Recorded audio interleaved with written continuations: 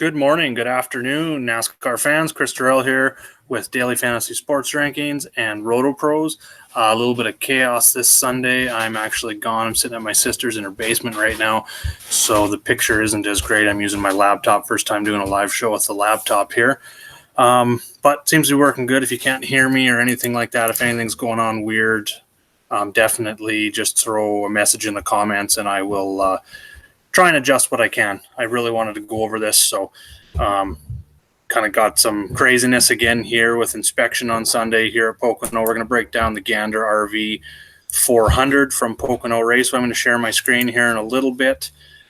Just kind of looking things over. I'm just going to kind of go over some of my notes and stuff like that throughout the weekend, and then kind of talk about some of this inspection as well, as that's kind of what everyone's been waiting for. It's kind of crazy when it comes to that. If you haven't checked it out already, I did a preview video for Roto Pros over on the Roto Pros YouTube channel, as well as I did a preview article for DFSR over at dfsr.com. You can check both of those out. I break down the track. I just want to go over a couple of my notes from practice.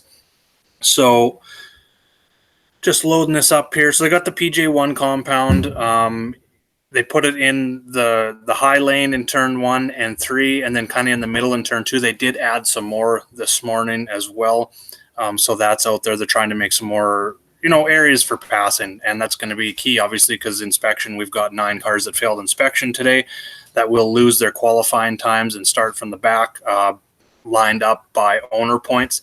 They do get, for anyone that's kind of new to this whole inspection, impound race stuff, definitely keep in mind that these drivers will get new starting positions from, like, for fantasy, for DraftKings and stuff like that. So that's all updated on the sheet as well.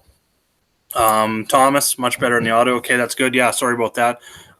With the other one, I wasn't 100% sure that was going to work either. So thanks for the feedback there. I tried to fix things. And actually, I'm just working off a laptop, so it's just using my laptop mic. I'm not actually using my really good USB mic. So I'm glad you guys can hear it. You can see it a little bit. Kyle Busch definitely went number 1, represent number 18 there on the hat. And then also got some shout outs to the riders who won last night as well, back-to-back games against the BC Lions. So anyways, back to NASCAR.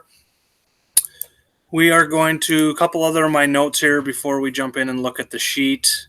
We got Elliott got into the wall in turn 1 in practice 1. He's in a backup car. Larson's also in a backup car to the rear as well. They both hit the wall, so they were kind of riding the high line, just up where that new PJ1 compound was, kind of got loose. Both of them in, different turns there. So practice 2, Larson and Elliott lost some time, obviously, because they were setting up their backup cars. Lots of talk of the bumps there, especially in the tunnel turn, like going over the tunnel where the cars get to the inside of the track. But the biggest thing this week, and I'm going to jump into the sheet here once I figure out on this computer how to share my screen. There we go.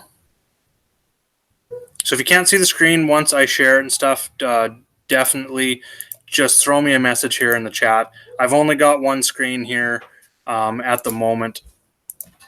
I usually have multiple screens so I can see a bunch of things at once. So I'm going to try and follow along and click back and forth. So if I miss a question, I will go through them again. I'll take about 5 minutes here towards the end and make sure I get to all of them.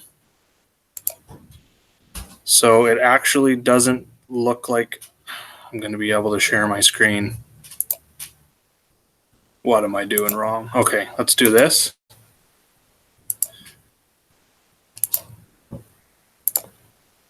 Yeah, I'm not sure it's going to work. If not, I'm just going to go through real quick. Sorry about this. This week, trying to make things a little bit better. Let's see round 2, see if that's going to work. There we go, maybe. All right. It's kind of tough because I've only got the one screen set up. I think you'll be able to see everything now. That is just weird. I'm just going to get rid of that altogether. And I'll just talk about the drivers. So unfortunately, you're going to have to look at me a little bit more. But I don't want anyone having a seizure or anything with this stupid screen sharing that's going on. So sorry about that. I won't be able to share the screen here, but you've all got a copy. I'm actually going to share a copy today This week I got a members only copy, kind of show everyone what it's about, and to share it in the chat here. For anyone that's not a Roto Pros or a DFSR member, this is a sheet. It's obviously very similar to what you're going to see each and every week that comes out, usually Wednesday, Thursday, updated through the week. But what I've changed here in the members only is obviously my highlighted plays. The drivers in orange that you're going to see on the sheet, their numbers, the car number to the left of the manufacturer and driver. That just means they failed inspection. We've got qualifying updated on the sheet as well. So you can see my core plays. Blue are going to be my secondary GPP. Yellow are my top values there as well. I'm going to answer some questions right now as I see there's a lot coming in. Oh, thanks, Jerry. Really appreciate it. Appreciate you all tuning in again. Things have been going really good with the live show, so thanks for that. For the cars that failed inspection, does that mean they will lose speed when they fix what they needed to pass inspection? No, it's not really going to affect that much. Really, the inspection is like, we're talking like thousandths of an inch in some parts of the car and stuff like that. So it's nothing really to do with like engine stuff, speed. It's it's more the aero side of things a little bit, and we're talking like thousandths of an inch when we're talking about failing. So I'm still looking at the cars. I mentioned it in Roto Pros chat yesterday. I'm going to go find that note here because I believe it is something that we can definitely look at this week. And I'm just kind of, what I did was I looked back at previous races at Pocono and like the practice times and stuff. So, but what I noticed was the drivers that were, okay, so here we go. Drivers that were top 10 in both practices have had very good success here. 6 drivers were top 10 in both practices. And then looking at the race earlier this year at Pocono, 4 of the 5 drivers who were top 10 in both practices finished top 10, and 3 of them were top 5. Kyle Busch was first, Keselowski was second, Boyer was 5th, and Byron was 9th. So those are the 4 of the 5 that were top 10 in both practice speeds, ended up finishing top 10. Going back even further, looking at the first race in 2018 last year, 7 drivers were top 10 in both practices, and their finishes were first, Truex, second, Larson, third, Kyle Busch, 4th, Kevin Harvick, 6th, Ryan Blaney, 20th, Boyer, and 27th, Bowman. So again, very high correlation to that being fast in both practices.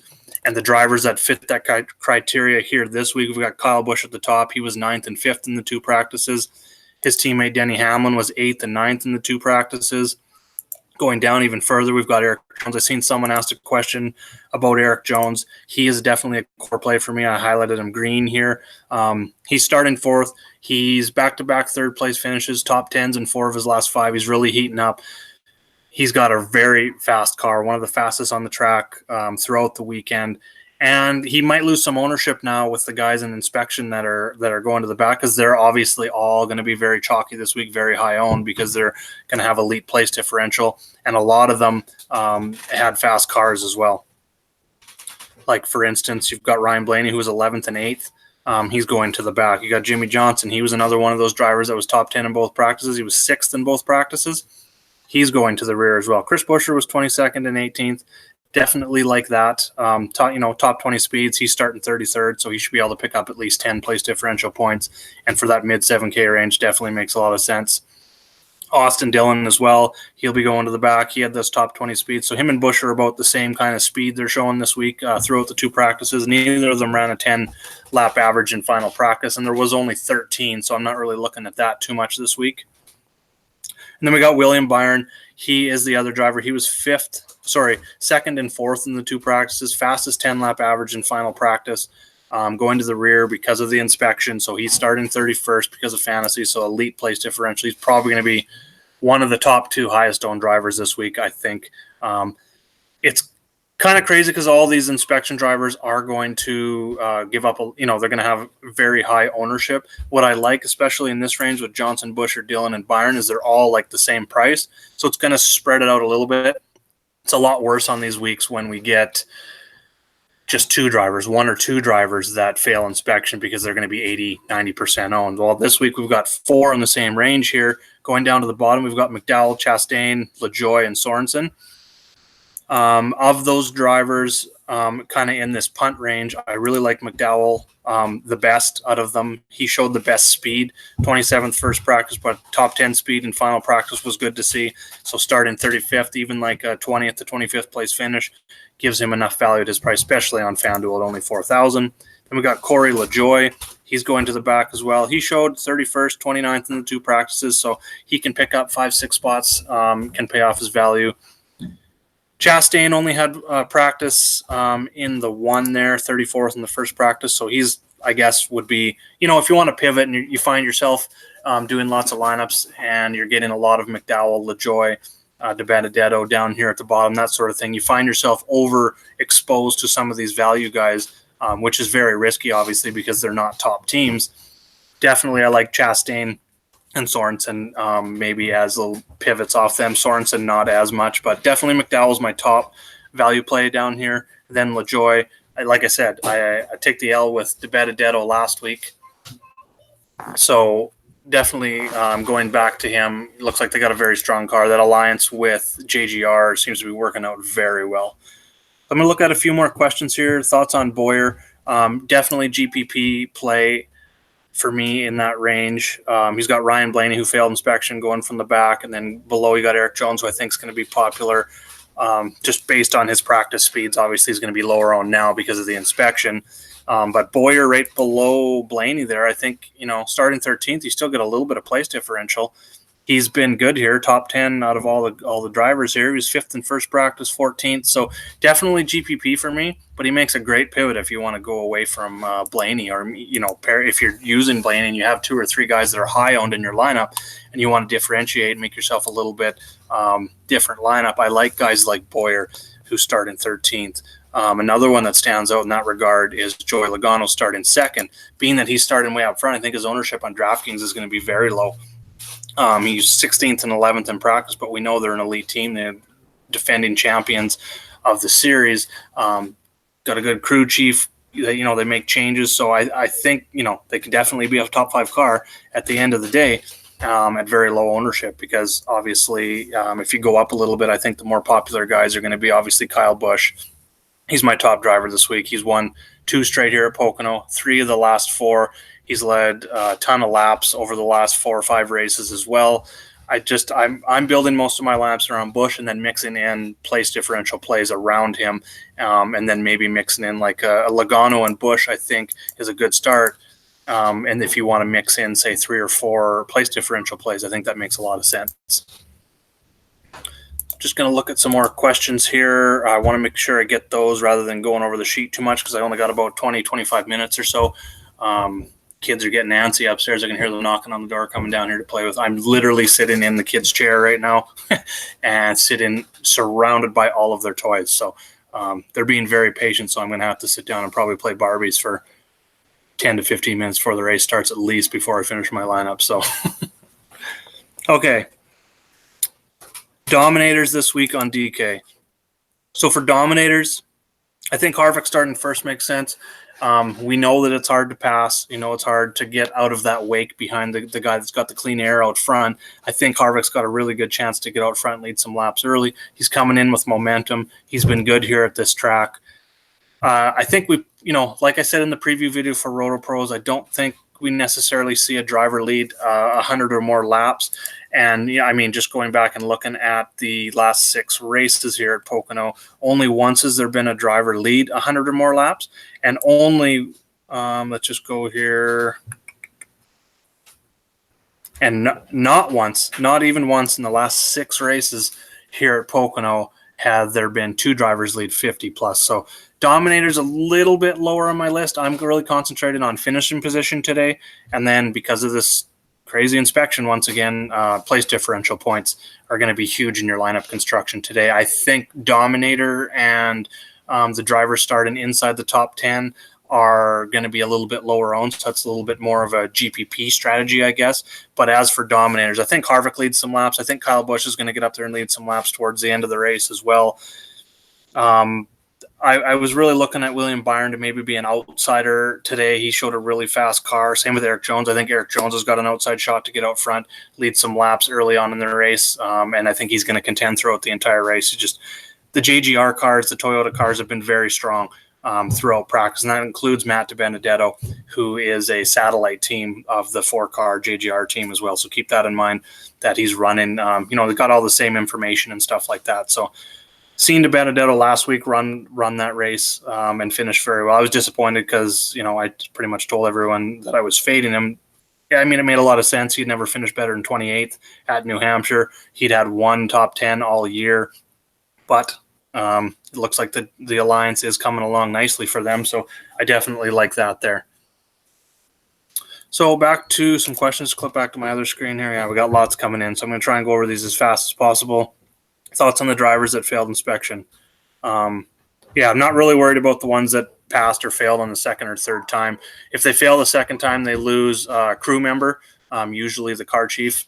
The third time, I believe, is like a level 1 penalty where they lose the crew chief as well. So not really concerned about that. I'm only looking at the guys that failed once, lost their qualifying time. Like I said, there's 9 of them, and the sheet link is just above there if you haven't seen it yet. And all the drivers who had failed inspection, I've got highlighted in orange, their number. So just to 2 columns to the left of their name, you'll see their car number. And if they're highlighted orange, they failed inspection. The qualifying order has been updated on the sheet as well.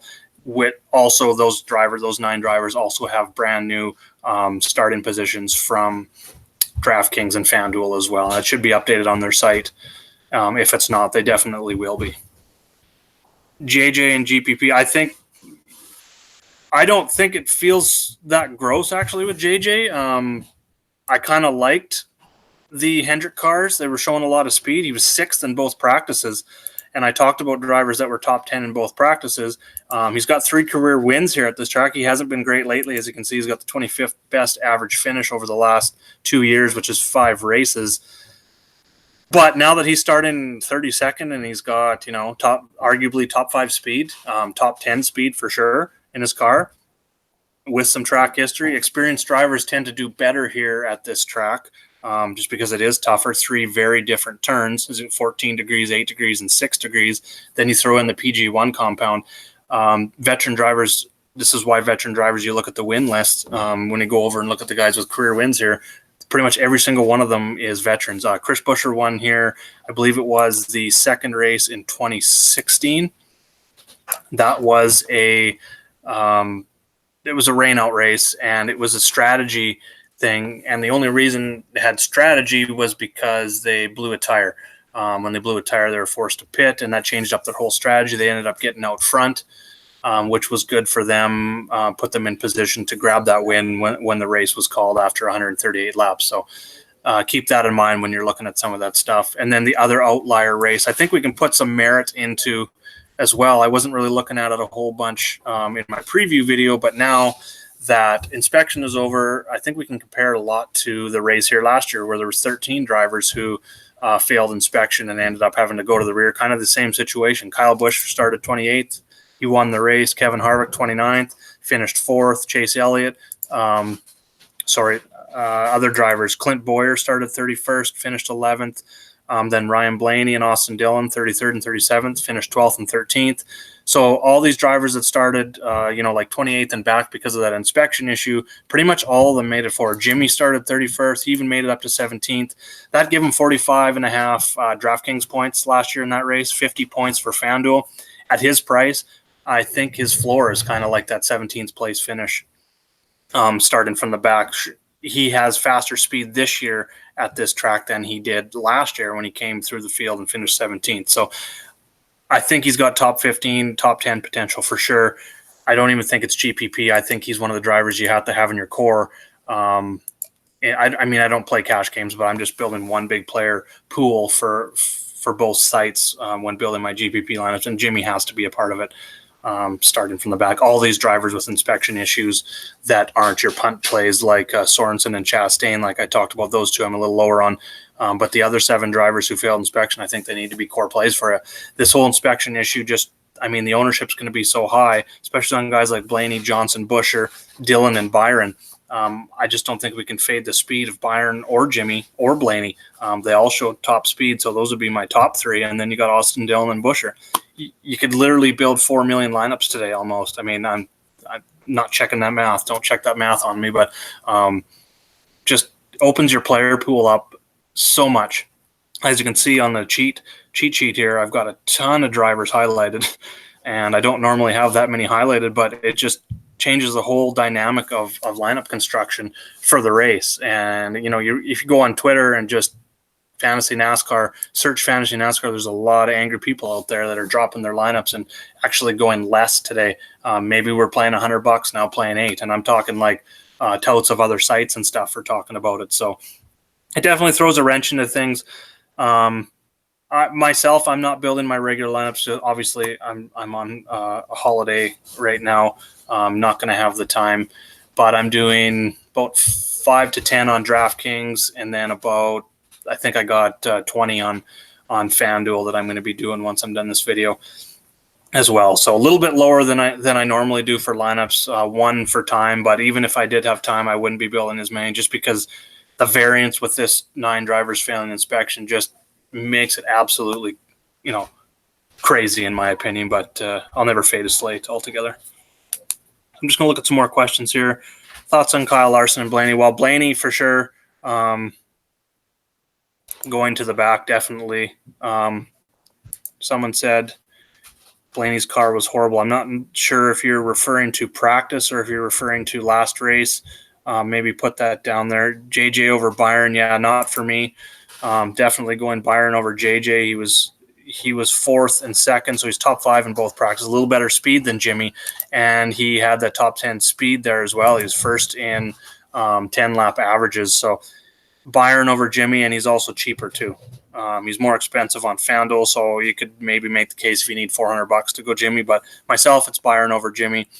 And not sure about the Blaney struggling thing, because he was 11th and 8th in his first 2 practices, so just outside that top 10 in both practice things. So he was on my radar before he failed inspection. Now that he's starting 30th, I've got him definitely as a core play. And I like actually pairing Blaney with Logano, who's going to, like I said, probably be a little bit lower owned with all the place differential below, and then like Kyle Busch, Truex, and Hamlin JGR cars above. So I think a Logano Blaney makes a good stack as well.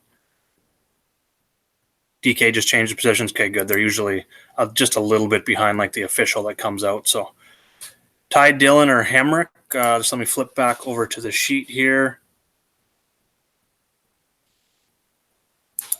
Hemrick started 17th, and he was 12th and 20th in practice. We got Ty Dillon. He's starting 25th, and he was 26th and 30th in practice.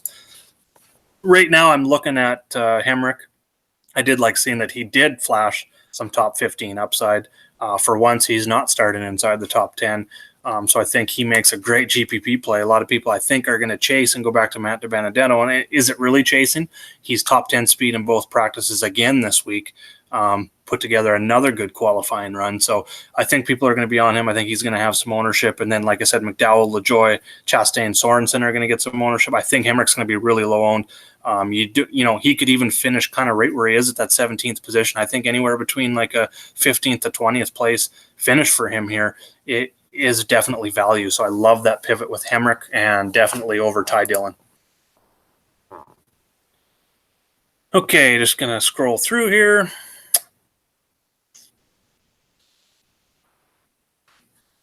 Fade Elliott and Jones for Blaney and Larson. Well, Elliott's in a backup car already, so I'm not too high on him. I love Jones. Blaney's going to be high owned. He's definitely a core play for me. Like I said, before this inspection even happened, he was a core play for me. Larson, he GPP, deep GPP only. I think he's probably, just the way he's been running, I think he's going to be low owned anyway this week. He's starting 23rd.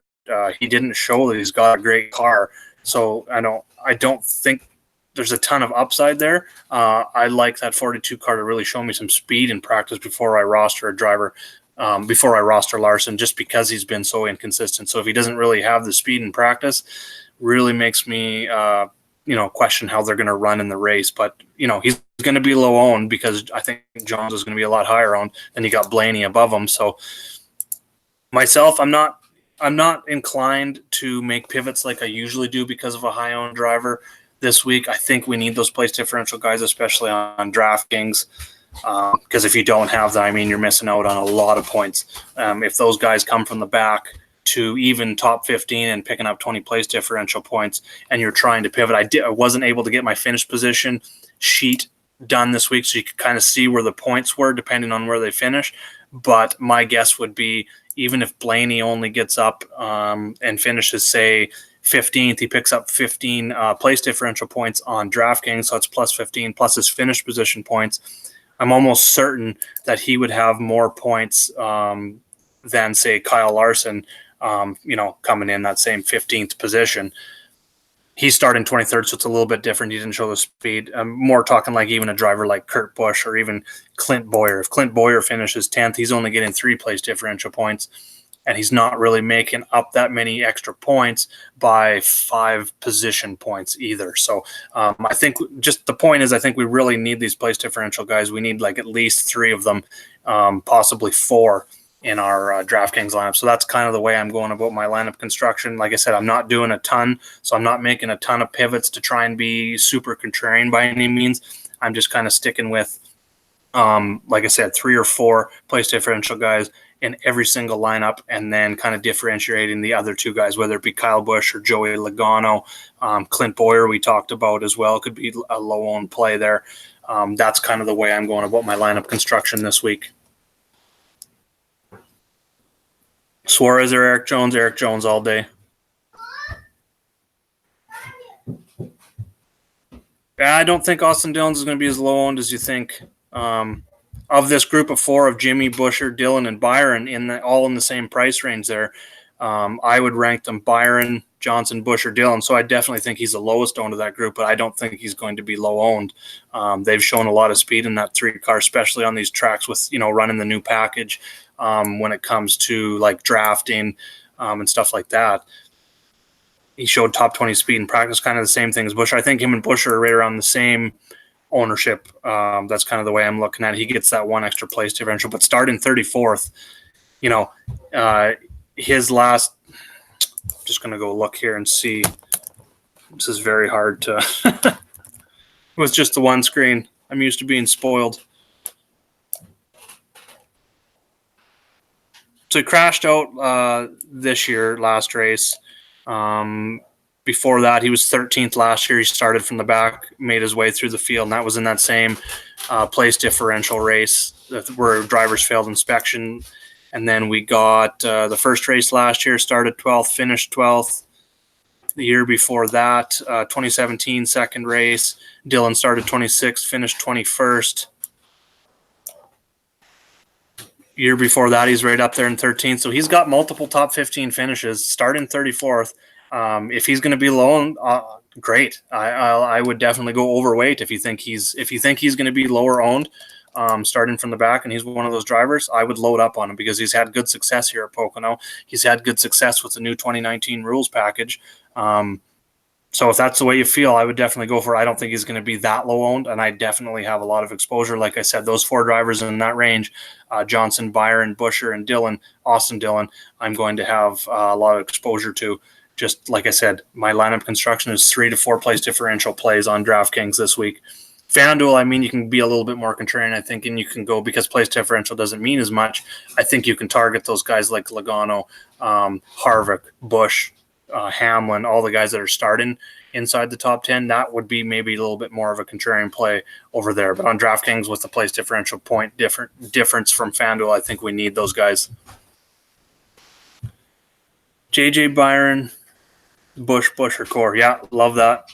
You get a little bit of a stack with the Byron, JJ, and then you get Kyle Busch, who is my favorite driver this week. You get another place differential. So you got 3 place differential, 1 possible dominator in there. So you can either add, you could go a little bit contrarian and add like a Logano and then go down to a punt play with place differential. You could go 2 more mid-range place differential plays. I love that lineup. English. That lineup construction. Would picking 6 drivers that went to the back work? It's not quite like a Daytona, Talladega, where you just load up on all 6 place differential. I think you're going to need some of those laps led, some of those finish positions from the top guys. I wouldn't go 6 drivers with place differential. I mean, maybe if you're doing 20 lineups, you want to do that in 1 or 2 just to kind of be contrarian, maybe but there's a lot of dominant cars that are starting top 10 this week. Like I said, Harvick, Jones, Kyle Busch, I think they all have a shot to lead laps. I think you're going to need those. And I think, if Kyle Busch gets out front, he's dominated here. Like I said, 1, 2 straight, 3 of the last 4 here. He's led a bunch of laps here as well, like over 300. And I think there's only one other driver that's led 100 plus. I'm just going to confirm that. I hate to throw out stats that are wrong. 318 laps over the last 5 races. Yeah. And Kevin Harvick's the only other driver that's led more than 70 laps in those 5 races. So if Kyle Busch gets out front or Kevin Harvick, either of them gets out front, leads 50 plus laps, or both of them do, one of them leads 100 or something like that, you're going to be way behind even with 6th place. You would need those 6th place differential plays to all finish top 10 with like half of them finishing top 5. The odds of that are not very great. The odds of Kyle Busch or Kevin Harvick dominating this race are greater, I guess, are better odds. They're better odds for those two to grab those points than to roster 6th place differential guys and have them all make it up to, top 15, top 10, top 5. So I wouldn't go that way. But like I said, if you want to be contrarian and you're doing tons of lineups, throw it in 1 or 2 for sure. A good core for cash. DraftKings cash, like I said, you're going to need 4 place differential for sure. And then you can pretty much pick your dominator. You can go Kyle Busch or Kevin Harvick. That's who I would probably go with, one of those two, whoever you feel more comfortable with. Myself, it's Kyle Busch. Busch and Blaney, I think, makes a good start to that just because of all the place differential plays. I'll probably get McDowell in there because I think he's pushing top 15 car this week. Even if he's 20th, he's picking up those place differential points. And then, you could pair him with William Byron. So probably like a Byron, Blaney, Kyle Busch I'd start with and kind of go from there and see what you have left over. But I would definitely try in cash games for sure, have at least 4 place differential plays. And you can mix them in, like I said, with Kyle Busch or Kevin Harvick, either or there as well in cash. On FanDuel, a little bit different. I'm still going to go Kyle Busch up there. I still like Blaney just because he's got a lot of speed in his car starting 30th. I think he's got a top 10 car. He's been inconsistent to say the least this season compared to what his teammates have been doing, Logano and Keselowski. But starting 30th, showing a fast car, been good at the track, got his first career win here. He's a driver, even if he finishes 15th, I think that's enough. But I seriously think he's got top 10 upside. And then William Byron, top 5 speed in both practices. I'm definitely going that way. So I don't think you need as many place differential. I'd probably go Blaney and Byron as my 2 core guys on FanDuel and then maybe mix them with – you can easily mix them with Kyle Busch there and go those 3 on FanDuel as well. And then the thing about FanDuel is you only need 5 drivers and the value, going down to 4,000 for McDowell allows you to go back into the mid-range and probably grab a Jimmy or an Austin Dillon in cash too. So there's lots of ways to go about it, but that's kind of the way I'm going to be going about if I played cash, those 2 sites. Priest, I've got highlighted GPP play, a value play that didn't pick up that place differential because he didn't fail inspection. So I think he's going to be a little bit lower owned on the value side of things. And he is in my player pool. I don't think he's much better in the top 15 car. 15th to 20th is probably, his upside. I don't think he's just going to have a magical 10th place finish or anything, but he's very cheap, and I think he's going to be low owned. So GPP for sure. I'm not sure exactly what you mean by how large a salary spread should we be going with. Don't really understand the question. I don't know if you're maybe asking if we should leave salary on the table. That's always a way to differentiate yourself in GPPs. It happens a lot in NASCAR just because we have a smaller player pool to begin with than other sports. It's more of a Daytona Talladega thing when you're loading up on guys, 6 guys with place differential, because you can move through the pack so much easier at those. I call them plate tracks, but they're super speedways racing. They don't use restrictor plates anymore, but I don't know if that's exactly what you mean. I'm just going to go through the questions here one more time. Kind of went over a bunch of drivers I like, kind of my strategy for the day when it comes to these guys that failed inspection versus the guys that didn't fail inspection. Not seeing any more questions coming in. If you do have questions leading up to lineup lock, you can leave them in the comments below here on this video. I will answer those. I will be in the DFSR chat as well as the RotoPros chat as well. And then you can hit me up on Twitter as well at Jaeger_bombs9 anytime before the race. Thanks for joining me. It was a great turnout. Sorry the video maybe isn't the best quality today. Not sure how the sound is, if it's better or not. Sounds like it was better than my RotoPros preview video. The background's definitely better. I got a nice, beautiful fireplace. But yeah, thanks for joining me. I'll be doing this again next week. I'll have a preview video for RotoPros out Thursday, a preview article for DFSR out about Thursday as well, and then I'll be doing the live show as well. I believe we've got... believe it's Watkins Glen next week. So we got some road racing. So that'll be another interesting week. Very big to have the live show as well. So I'll be back with the live show next Sunday. I'll try and let you guys know on Twitter, the day before type thing. I'm not sure what the inspection process is for next week yet, but I will definitely update all of that on my Twitter and then on DFSR and RotoPros as well. Thanks for joining me. Let's go make some green screens. Let's go make some lineups and get some green screens. Cheers, everyone. Have a great Sunday.